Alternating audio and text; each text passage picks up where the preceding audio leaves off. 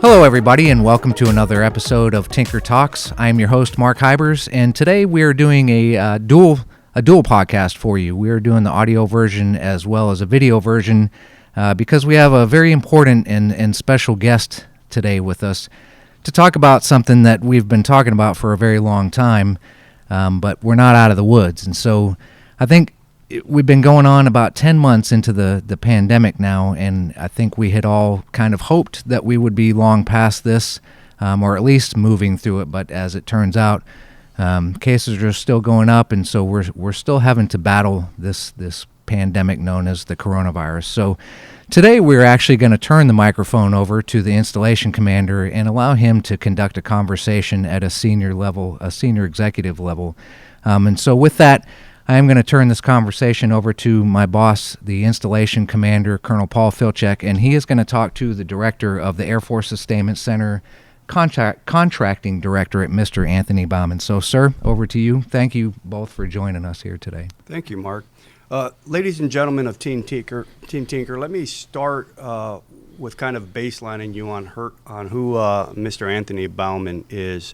Being the Director of Contracting for the Air Force Sustainment Center, he's basically a member of the Senior Executive Service, a general officer equivalent, in charge of the contracting vehicles for the entire Air Force Sustainment Center that affects 5 wings, 3 installations, and the 3 aircraft depots across our Air Force. It's a very prominent responsibility, and he's a very prominent senior leader in Air Force Sustainment Center business. With that, his message on COVID, given that credibility alone, would be valuable to us at Team Tinker. But more importantly, Mr. Tony Baumann is a survivor of COVID-19. He recently went through a severe bout of COVID that threatened his life. And because he can offer that perspective, we didn't want to lose this opportunity to have a conversation with him about what he went through and what it means in as a safety message to the rest of the force. So with that, Mr. Baumann, let me start with a thank you for wanting to pay forward this way. You're in a very important business, and that business can't stop. AFMC has the slogan that we do our wartime mission every day. Each and every one of us in the command and on Team Tinker has to execute the mission in defense of our nation and for our families and everything that we hold dear. We can't stop doing what we're doing. You worked up to the day that you thought that you had COVID. You'll go through that a little bit, and then return to duty as soon as it was safe to do so. And for that, I think we all applaud you. Thank you very much.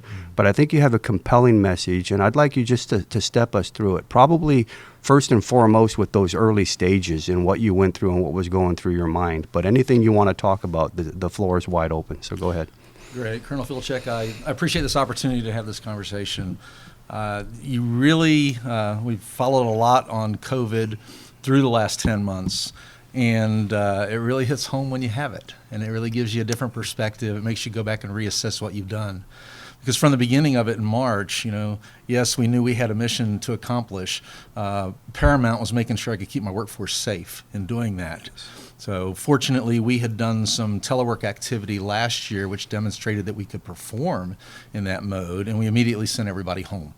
Meanwhile, we looked at the workplace. How do we keep it safe? How do we lay in PPE? How do we make sure that when it is the right time to bring people back, we're able? Now, I want to make it clear, from my workforce perspective, and kudos to them, we never locked them out of the building, but we gave them all the protocols, because some of the systems, frankly, they needed to come in and get their updates and do their things. But essentially, we were in full telework mode, and that went, frankly, all the way up until June. So we thought we had the right protocols in, and me being based on it, trying to protect, focused on the protocols because of my workforce and trying to keep them safe, I lived them. Practiced social distancing more than anything, and I think we were doing that effectively. So from my perspective, I was minimizing my risk. If we were in close proximities, we always had masks. When you go out in town, I'm taking wide berths before, we really demonstrated, we really need to do masks, and you had mask mandates and such. So I think I'm doing everything right. And even in my circles, which I have a certain set number of circles that I navigate in, I worked hard not to cross-contaminate them, which, if I did get COVID, should make contact tracing easy. And that was the idea of, if I was with somebody in close proximity, I would kind of wait 2 to 5 days, through symptom periods, if you will, to appear, just to make sure that if I was at risk and something happened, I didn't bring it to somebody. Yeah. And I will tell you, and I will mention this a little bit later, but there's no worse feeling than to potentially expose somebody. And I experienced that too, okay? So I thought we were doing everything right, and I actually have been back in the office. I was working about 3 days a week in the front, and then keeping my deputy and my technical director engaged with a 1-day-a-week thing, keeping us out of the office at the same time, not exposing people, again, good protocols. In June, I came back and I started working full-time, because for a while I had to cover down behind Mr. Stamey when Mr. Stamey left, so I was preparing to do that. And I did that in July and in August until Mr. D'Angelo took over in the office. So I'm here every day, and I had a good regimen. But again, I'm able to keep all the distances, and everything was working well. In comes the end of October. And you remember the ice storm, so I will never forget it because of the ice storm. In fact, my house was without power for 5 days, which made this whole thing kind of difficult to assess up front. And maybe a little difficult to handle. So Monday the ice storm hit. I worked Monday, I worked Tuesday. I worked Wednesday. It was Wednesday evening that, my house was about 57 degrees with, no power in it. And I was chilled. I still had, sweatshirt on or whatever, like a sweater and pants, but I was still chilled. And I said, this doesn't feel right. I took my temperature and it was 101.8. Wow. So there's my symptom. I'm like, wow, I'm running 102 fever. So I'm like, okay. My first hope, because of the weather changes, maybe I have strep. I don't call it COVID denial, but just that there are all kind of possibilities. I'm a healthy guy. I don't have underlying health conditions. I've had 2 surgeries in my life. One was arthroscopic, and one was tonsillectomy at 5 years old. So I didn't. And you work out 5 times a week. Well, I was up until COVID. Right. I was working out 5 times a week in a gym with my workout buddy, and I figure I'm healthy. So I thought that I was at low risk for COVID. But I will tell you, it can hit anyone, because one of my sons lives in Atlanta. He had a mild case of it. Actually contracted it in the hospital when his wife was giving birth to their 3rd child. So you don't know where you're going to get it, right? When it's going to hit, and that's what makes it difficult. I've actually kind of likened it to the flu on steroids. It's hyper contagious, but it's so much harder to track. Yes. But similarly, what makes sense to me is the things you would do if you had the flu or a bad cold or running a fever. There's a lot of it's the same with COVID. It's the isolation, it's the protection, it's the distancing. So to me, the protocols arguably made sense. And consequently, I thought it was just, it was good business. And notwithstanding, that's what we were going to do. So I checked the fever. I have a fever. I went to a med stop on Thursday, got a COVID test, couldn't get a rapid test. They only actually do so many of those. And so if you think you have COVID, one of the things you need to do is schedule an appointment to get one of those rapid tests, because you can get that back in 15 minutes. Yes. But I went late morning. They said, we're not giving any more this morning, but we can give you one. Results will be back in 2 to 5. So it was actually Sunday, 3 days later, I got the phone call that says, hey, it's a med stop. Your test turned out positive. And I'm like, great, not what I wanted to hear. Well, the difficulty was, this is Sunday, so remember my fever started on Wednesday. I couldn't break the fever. Never in my life has the fever never broken. Rarely would I ever see a fever go past 3 days. Most of what I've heard with people who've had the mild cases of COVID, maybe it's 3 days of fever, it's up and back, and a lot of times it's 99.5, somewhere in that range. It's a lower grade. I'm running 102. In fact, one day it hit 103.3. No, I think we were communicating on day 5 or 6, and at that point, most doctors will tell you that's extremely dangerous to be running over 100 for that many days. Well, it is, and so a research guy because of my business, right? I went out and looked. 104, it arguably starts, damage to the brain risk, right? Mm-hmm. So when I hit 103.3, I'm sitting down in the shower, letting a lot of cool water run on me, bringing the body temperature down. I went back out, and I had it back below 102. There were a couple times it dropped right below 100 on a random test because I'm testing throughout the day, and then it popped back to 102. I figured, okay, 3 days. So here's Tony. My body's good. I can handle this. I figured 5. I hit day 5, and I still have fever. The fever actually didn't break until Wednesday morning, about 3 or 4 in the morning. Wow. I broke into a cold sweat. Mm-hmm. And so stubborn Tony would have said, finally, I can make it through that. And I'm here today because that didn't happen. Because Tony believes that had he been stubborn and stayed another day, there was a lot more going on in his body that he didn't know about. Yeah. Tony probably wouldn't be here today. And so I can.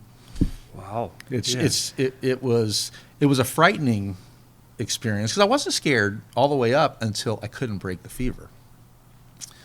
And it was actually that was on Tuesday night, Wednesday morning, and I think it was Tuesday, somebody brought me an oximeter and said, how's your oxygen doing? And it's actually my guy who's doing all my contact tracing for COVID. Mm-hmm. Says, do you know what your oxygen is? I'll bring you an oximeter. I'll put it out in front of your door. And I tested the oximeter. My oxygen was running around 90. They like the oxygen to be running at 95 plus. Mm-hmm.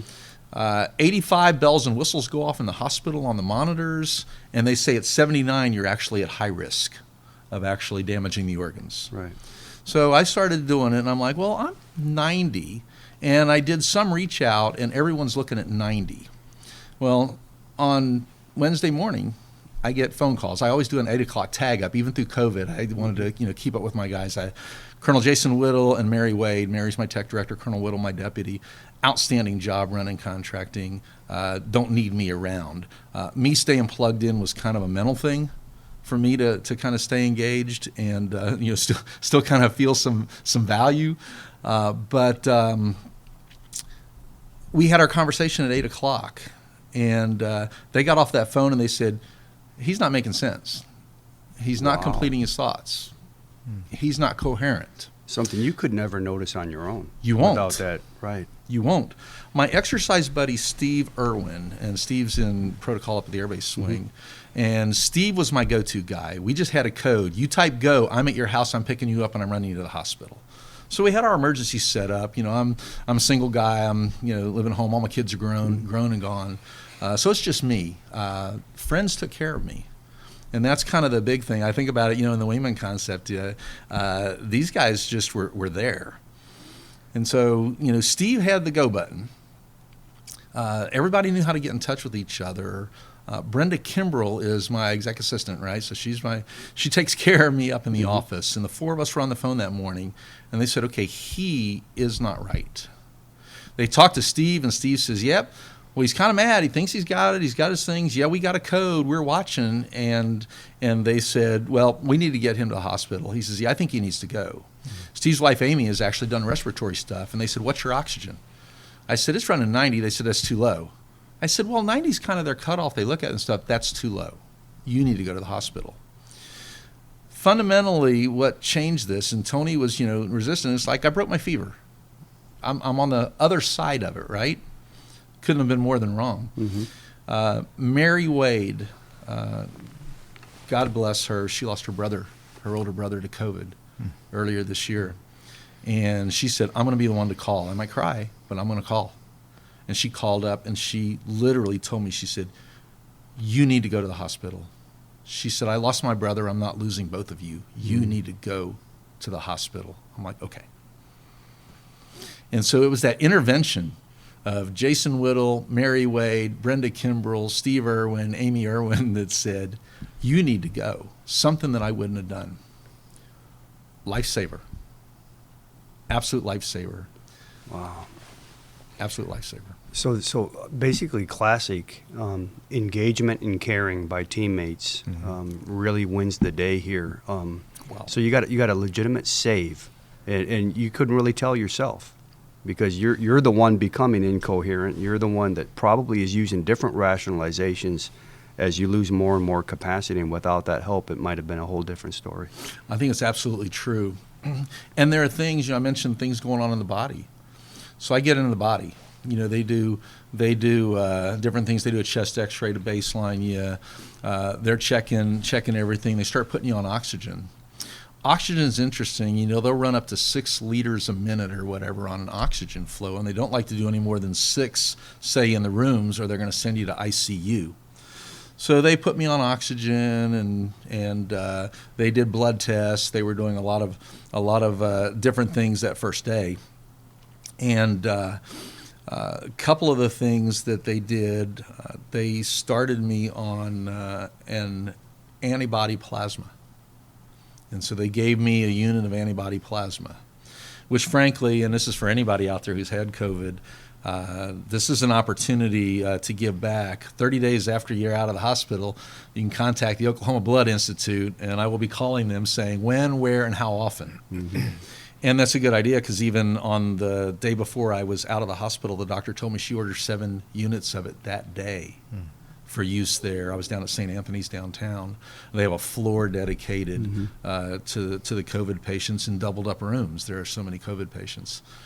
But anyway, they gave me that plasma, and then they started me on remdesivir, which is the one FDA approved treatment, and that is a actual 5-day treatment. You drip that over 5 days. Each day they bring in a portion of remdesivir. Concurrently, they put steroid infusions in through an IV, and we were using inhalers, right? So I got familiar with albuterol, which, the first, like 4 days you do that stuff. If you've never used albuterol, oh, you're gagging on it and stuff. Now it's like, yeah, what's this? Because I'm still using it. We'll, you'll probably want to know a little bit about the after treatment, but I didn't know what was going on in me, but they could look at the blood tests and such and tell. One thing I did notice on about the third day, was cramping in my lower right calf. On both, but in my lower right one. And actually, it was probably the second day, because in the third day, I started feeling a little bit in my left one. And I told the doctor, I said, abnormal for me. I feel it. It's right down the middle, right in the meat of the calf. Well, one of the things they've learned over time is blood clots form in the legs. And then those blood clots migrate upward. So she said, okay. I mean, when I told the doctor that, boom, immediately she put blood thinner shots, in my stomach, and scheduled a sonogram. So they did a sonogram through the whole leg, that right leg, and they found tiny blood clots down there. Fortunately, and she got it early with the blood thinner, they weren't clustering, because they're there, but they will also cluster and then migrate up. And for the audience, another life-threatening complication, because they can migrate, exactly what you alluded to, and if they migrate up to the heart. They did.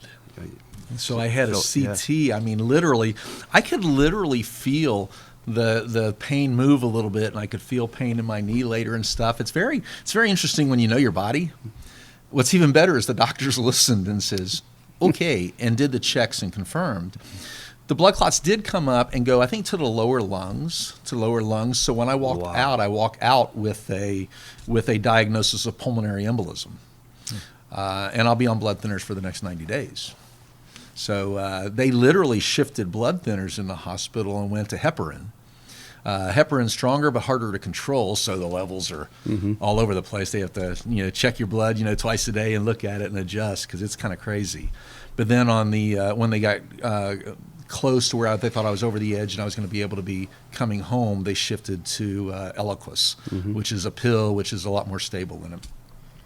So anyway, it was that they found in the hospital. They were able to do chest X-ray, and they did the CT, and they said, well, there's no pressure around the heart, on the left side of the heart, right? So there's no pressure on the heart. There are those evidence. They weren't hearing fluid in my lungs, but later then subsequently you do get viral pneumonia, and you get the shortness of breath. Meanwhile, in all this period of time, my oxygen needs are going up to 6 liters. And they had me at 6 liters per minute of oxygen, and they were watching it. They don't like to do any more than that. There were 2 days the doctor said she was really worried. She thought she was going to have to move me to ICU. Mm-hmm. And in ICU, then they would have put a mask on and directed oxygen flow and such, no ventilator, but a mask to get it in. And we were watching that, and I'm constantly watching the monitor. Because I can actually, if you lay on your stomach, you take off less pressure and your oxygen on the oximeter will go up. So at the nighttime, I could run oxygen levels of 95 plus. But in the daytime, I'm sitting there floating around 90 and watching it. And as I sit up sometimes, it dropped down to 85 and beep, beep, beep, beep. Fortunately, I could hit the cancel button and tell it to shut up over there. But nonetheless, we're watching that levels. And the whole purpose is to try to get it to be 90 and above. And so I could adjust my position and influence that. But so you're very coherent throughout every hour of this process. There was never a stage at which you went out or went delirious during all of this. You were cognizant all along. I was, and I'll tell you what I think was the difference was that fever breaking. Now, when I went to the hospital, I was still running a fever. A couple doses of ibuprofen, a couple doses of acetaminophen, and boom, fever was gone. And they're checking fever. They're checking your temperature like every 3 hours. Yeah. Come in and check in temperature, blood pressure. And so I had the fever was gone at that first day. And then I think that's the difference, is because the fever is something that really does mess with you. So a little bit about you've already touched on it a lot in the hospital. What's your take on the hospital environment, given that this may be a little bit atypical, but probably not?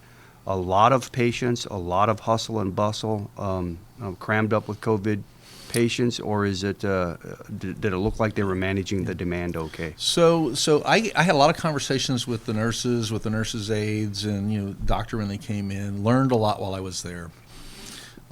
St. Anthony's downtown, at the very beginning of it, they got together and decided we're going to dedicate the 10th floor to it. And with case numbers, they had 2 patients in every room. Mm-hmm. And so they were essentially full. I actually got a roommate that night. He and I bonded well. We stay in touch. It gave me, again, I always like purpose in life, and it gave me an opportunity for a guy who's in his 30s, who has COVID, who has a wife, has a 7-year-old and a 5-year-old at home. First time he's ever been in the hospital, miserable, very sad, and I was his pick-me-up guy.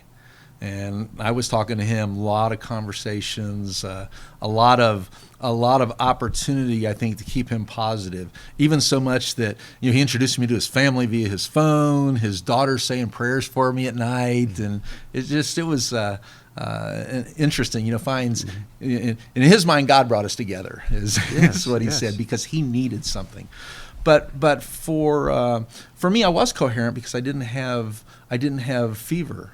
And the government iPhone was a saver, because I did look at emails, and I did do text updates to the office and that sort of thing on what was going on with me, because you spoke of caring people reaching out, and that caring goes well beyond just the people I mentioned that intervened. Mm-hmm. The reach out I got from so many people, frankly, at Tinker. What a family! Absolutely, what a family. I don't have family in Oklahoma.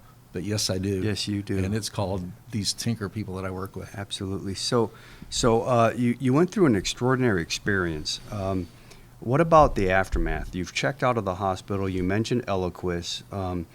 We know that you have a regimen you have to go through on the backside of COVID. And we also know that there's no real data on long-term implications of having been infected with COVID. Give us some thoughts on kind of both of those vectors. Well, it is interesting as you look at it. I always chuckle when people say, follow the science. And on COVID, we're creating the science. Yes. Science is get some data, form a hypothesis, test it. You got the scientific method. And they didn't have any baseline for this. They had other things. It wasn't acting like a virus should act. So I believe I'm fortunate that I contracted COVID in November and not in March, because they weren't looking for blood clots in March. Mm-hmm. They weren't thinking about how, they were trying to figure out how it transmitted in March. They didn't have remdesivir. They didn't have people who had COVID who then could give you antibody plasma. So all it didn't exist. Not sure the outcome because of what was going on inside of my body. Not sure that would have been the same. So when they sent me home and they've told me at least what they know is, okay, you have tiny blood clots in your lungs and you have pneumonia.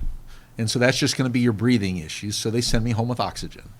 I know I'm going to do oxygen for a couple of weeks. My oxygen levels actually are quite good. This morning they were running anywhere from 94 to 100, honestly, and running it. And I sleep with oxygen So machine. you have like a portable oxygen bottle you have with you at home. So you at never thought you'd do that at this age, right? I know. Yeah, not yet. Not yet. Yeah. Well, you should see me dragging around that thing when I had to come home because I literally was slow and literally I could walk for 2 minutes when I got out of the hospital. I got out of the hospital on Friday the 13th. And they would have sent me home on Thursday, but that's an interesting thing too. You can't call Uber to take you home if you got COVID. They don't have protocols and stuff. So there literally is a COVID transport service. And they couldn't get me one out on Thursday. They were booked taking people home. And so they took me home on Friday morning. And I was mostly on the couch. I had an oxygen bottle. Later that day, the oxygen company delivered an actual machine that manufactures oxygen. It pulls in the air, it does the conversion, and so the machine's what I use. I do have bottles if I need to go anywhere and take oxygen with me. So to be clear, at that point, COVID wasn't gone from your system. You had just run through the worst course of the disease and reached a stabilization where you could go home, right? Correct. At what point do you think you were recovered from COVID to return to work? What was that point? So the good thing is telework.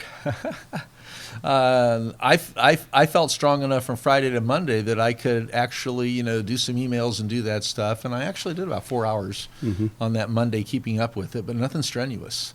Right. I will tell you now, if I had to do anything strenuous, I'd be toast shortly.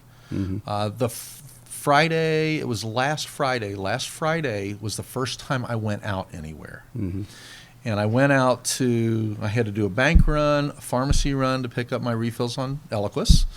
And then I hit 2 grocery stores. I took my time. I walked slowly. It was 2.5 hours out. Totally exhausted when I got home. Absolutely. Got my groceries put away, sat on my couch, and put the oxygen on. And real quick, you were cleared through post-testing for this, correct? Through what? Through post-testing, or how did you know that you had run the course of the disease? So that's the could interesting be safe thing. in public. Very good question. They don't do a test at the end. Okay. They look at their protocols, which I always chuckle. I say every time Dr. Fauci changes underwear, the protocols change, because we've seen them morph over time. But even right now, there's 3. I know myself and 2 other people dealing with COVID, and the protocols they've been told, we have 3 different protocols. You remember the original one, 10 days past onset of symptoms, 3 days symptom-free. One of mine is running that. They said 10 days after. Actually, I think they told him 14 days after. No, they told him 10. The other one, it was 14 days after your test, is what they told him. The doctor in the hospital told me the most recent change, and this is what they sent me, was 20 days after onset of symptoms, which I think is interesting because it ignores the back end of, do you still have symptoms and what? So I counted that Wednesday of fever because I knew that was, definite symptomatic day. I never lost smell, I never lost taste, I never lost any of those other things. I just had to contend with the impact of fever. But I counted Monday. I got home on Friday, and Monday is my quarantine day, so I was locked in. Friends, I had my grocery list and my stock-in list, so I could take care of myself, and folks did the porch drop-offs, and so. You're full of antibodies. You're full of meds. But there's no verification at the end on tests because I think and it's a couple of things. One is if they test you, you still got it in you, so the test is going to go positive. Does that mean you're contagious? Right. Because if you're not outwardly symptomatic, and that's what I asked, is like, well, what's symptomatic and what's asymptomatic? Because you tell me I still have blood clots. Well, is that a symptom or is that an effect? You tell me I've got pneumonia. Is that a symptom or an effect? Mm-hmm. And I don't have all the other things. I don't have the fever. I don't have a lot of that. But they basically told me, it says, yeah, you're still considered that you have COVID right now, but you're good to go home. Okay. Mm-hmm. So that's what I did, and I just hunkered down, honestly, for that first week before I felt strong enough that I could go out. But I learned that 2.5 hours was too much. Right. And so there's a lot of stamina issues, probably still to this day, right? Huge. I came in here today, 3001, and my office is on the second floor. I walked the stairway up the second floor, and I'm breathing. I literally had on Monday, I had a telephone call. We dialed in. We have all my div chiefs. We have our Monday stand-up. And I was running through, a conversation, and I got shorter and shorter of breath. And I had to apologize. I said, okay, I'm short of breath. I've got to back off. And I don't know how long that's going to go. Mm-hmm. I know they're going to have me on Eliquis, blood thinners, for 3 months. Yes. So you do a double dose or whatever, morning and evening, 2 pills morning and evening for 7 days, and then you go to 1 morning and evening, and you run that course for 90 days. I actually have my first follow-up doctor's visit on the 1st of December, and then say, okay, how am I? Mm-hmm. My guess is if he's smart, he's going to do a chest x-ray, and he's going to do a lot of the obligatory first things to find out, okay, let's do this baseline. I know that when I came out, and the reason they sent me home is the blood tests were looking right. Absolutely. What's really cool is they give you access to all your test results, all the doctor's notes, everything. So online I can go in and see everything that was done, and I can see the day-by-day track, and then they graph it out. So I've access to all that thing. And 3 examples of what stood out to me: glucose for one, because the body will pump glucose, pump energy, pump sugar, and all that was happening. But Tony doesn't know this. Mm-hmm. Normal level is 90, and I was up in 350, 360 on that first day going to the hospital. You have ferritin, you have iron. And the normal on that is 25 to 250. I was at 548 on day 1, or 578 on day 1, 748 on day 2 before about 4 days. It took about 4 days in, and I came back down. And then there's this C-reactive protein, which apparently attacks the muscles, right? Mm-hmm.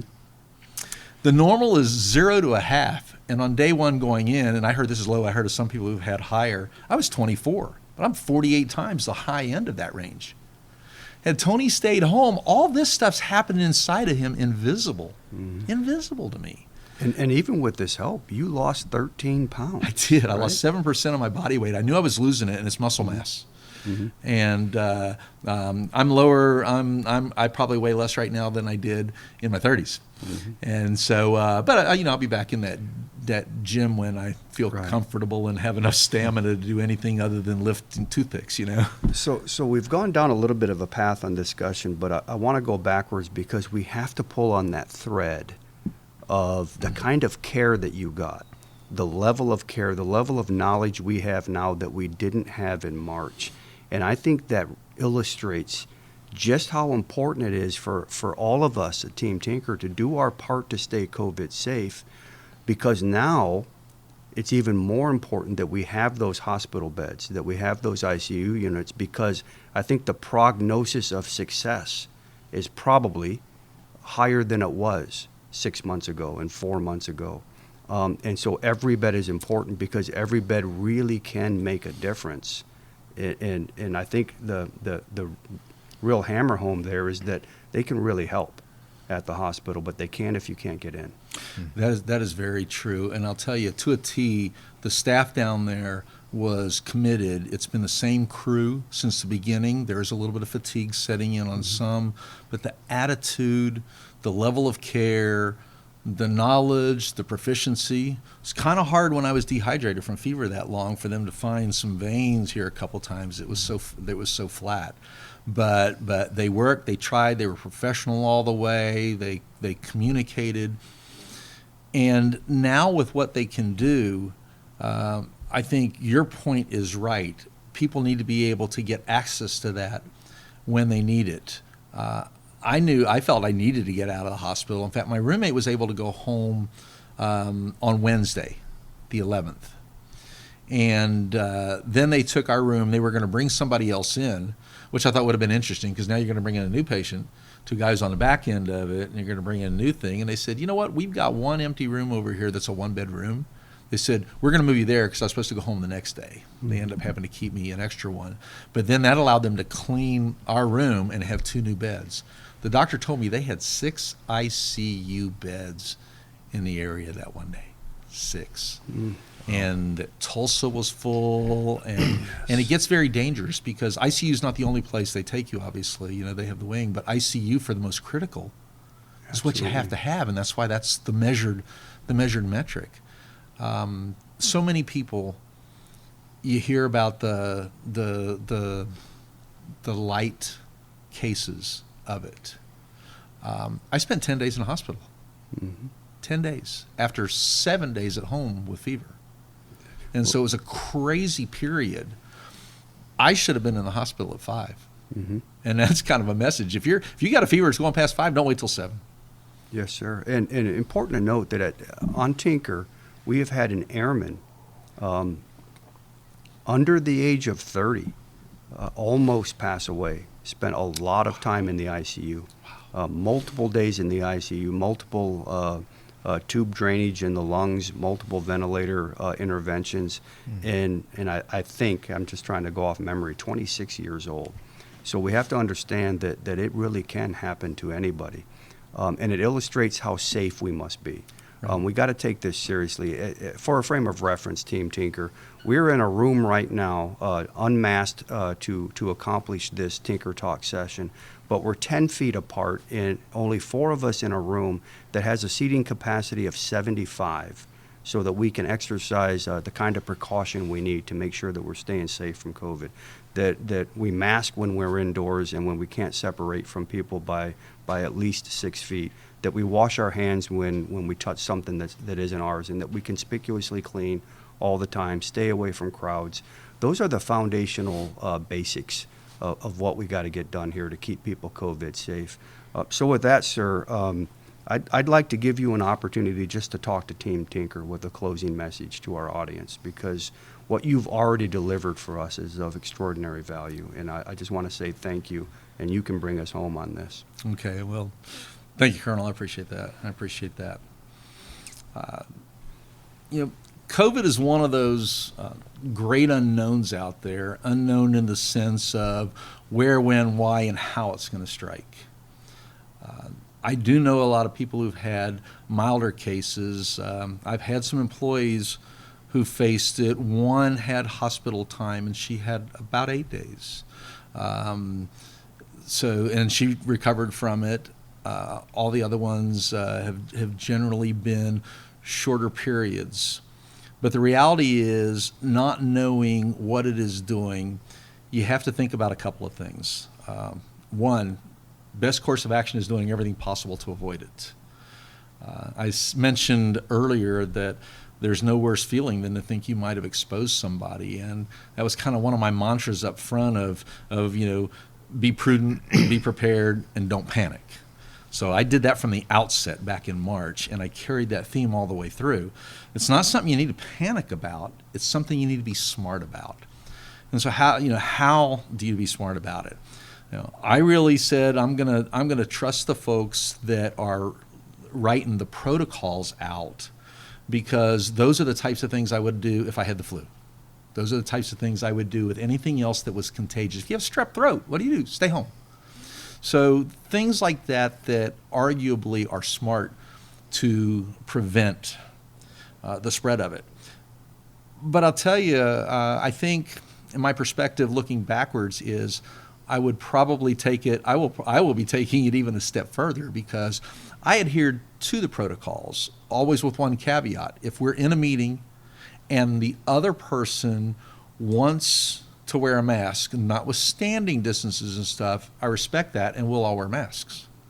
And I usually deferred to those folks coming in, because we may have contracting officer warrant boards, and it's like, what do you want to do? Because we're going to comply. And I argue that a lot of that following protocols is respect for other people. On Wednesday, when I had symptoms that night, I had 2 one-on-one meetings in my office, which had space, which has a table that has 8 seats around it. And we spread out on opposite sides of the table. I had a meeting in the morning, a meeting in the afternoon. The meeting in the afternoon, we both wore masks because that colleague's mother has experienced COVID, and so he's doing all protocols to be safe. So we both wore masks. In the morning, offered up to one of my section chiefs, and he says, "No, I'm fine. We're all good. Everything's good." We were spread apart. I show up with symptoms that night. Friday night, he starts a low fever. I'm like, 2 days. Where's that window? Where's that contact tracing window? 2 to 5, right? When symptoms? 2 days. I'm like, oh my God. Now, fortunately, he had a 3-day, boom, boom, low fever, up, down gun, and thank you. I may have given somebody COVID inadvertently, still following the normally accepted protocols. So I think there's things we don't know, like closed rooms, and you've done it. Kudos, Colonel Filcek, of rooms and room size, and because there's some science is starting to talk about saturating rooms with molecules, and so masks are not necessarily a bad idea.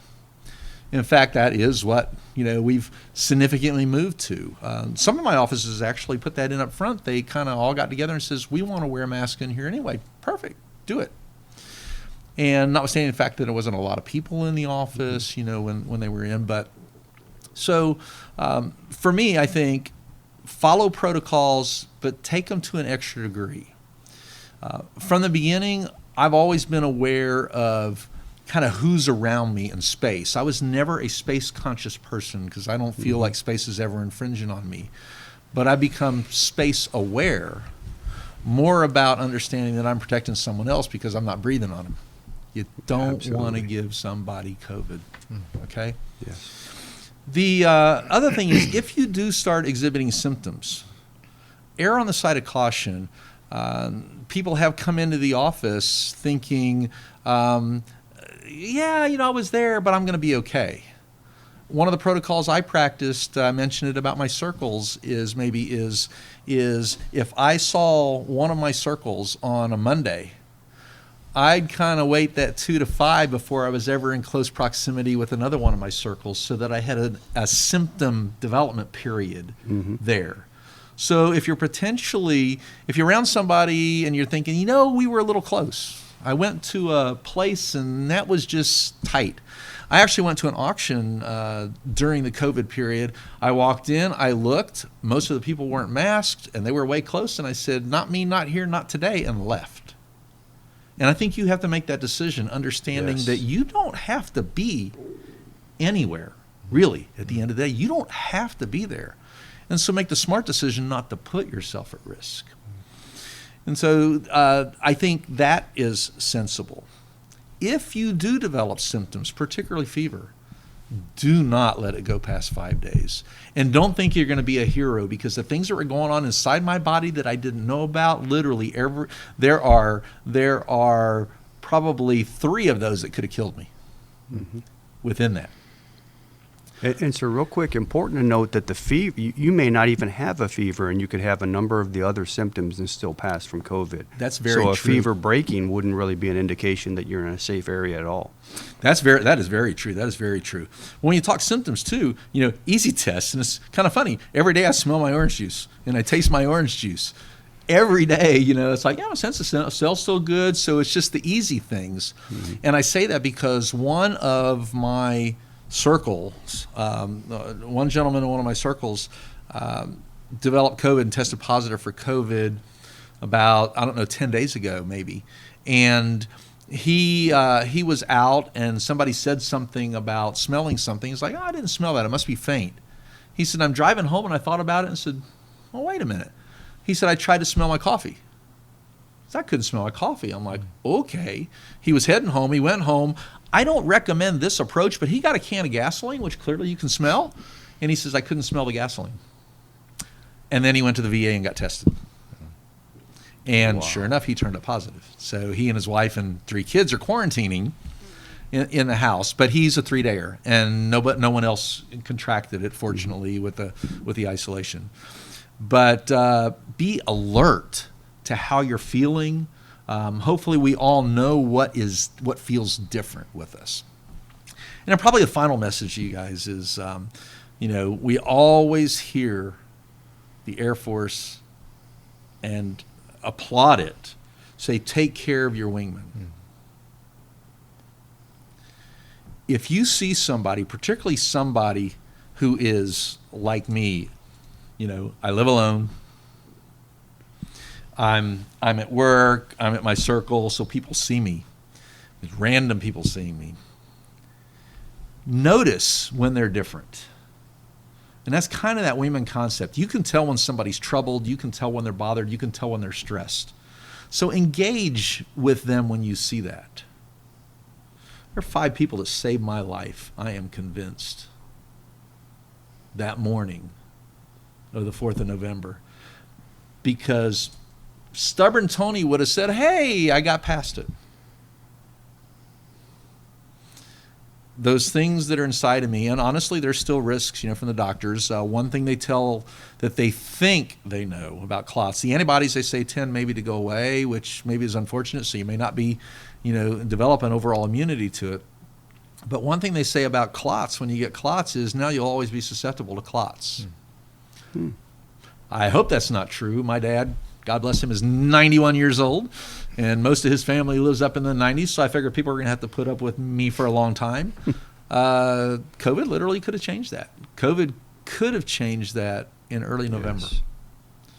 And so very important. I think I love what we do at Tinker. I love the fact that we have dedicated our life of service to the nation in the types of things that we do. It's very important what we do for them. We have to take care of ourselves in that same process, right? And so for me, part of that taking care of ourselves is looking at those people that we see every day. And when somebody needs intervention, you could be saving a life. I really believe those 5 friends saved mine. Well, with that, thanks for holding it together on that, because I know that it's very, very touching to you. That's pretty profound. Thank you very much. I'm going to let Mark Hybers finish us off today, but I think all of Team Tinker owes you a sincere debt of gratitude for paying it forward.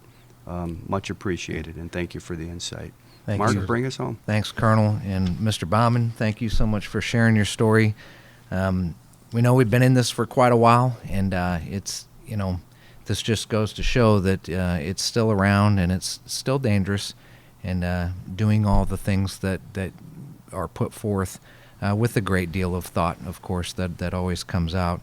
And Colonel, great job, sir. Thanks for taking the stick, as we say in the Air Force, and as we navigate these waters through this pandemic to finally get to the end.